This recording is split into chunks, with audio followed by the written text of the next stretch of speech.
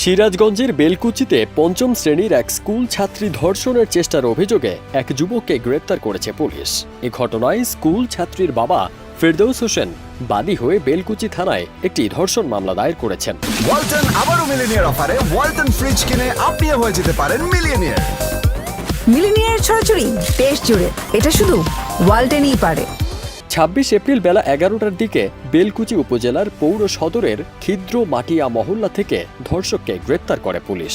গ্রেপ্তারকৃত আজমির বেলকুচি পৌর এলাকার চালা ৭ রাস্তার মোড় এলাকার আনোয়ার হোসেনের ছেলে।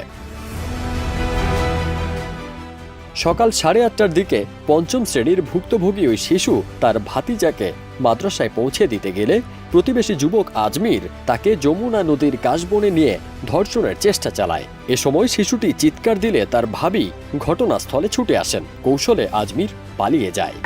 দৌড়াতে গেছি, জঙ্গলের মধ্যে নিয়ে মুখটা থাপড়া ধরছে, দইরা ওইদিকে নিতে গেছে, নিয়ে যায়। তারপরে দেখছে যে ওনে আবার লোকজন ধরছে। তারপরে কি করলো, ওন থেকে ফিরে আইসে আরেক জায়গায় নিয়ে যাবো। ওইদিকে দেখতেছে যে এইভাবে করতেছে যে মানুষজন আছে না, তাদের নাই। তারপরে আমরা আবার গেছি, যা আমগো চোখের হাতে চোখ পড়ছে, ছেলেটা শুয়ে ও দৌড়াইছে। আর ও আমগোর কাছে আইসে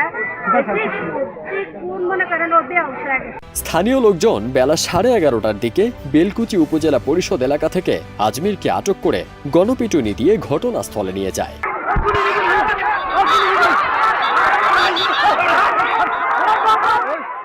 পুলিশ পরে আজমিরকে গ্রেপ্তার করে থানা হেফাজতে নেয়।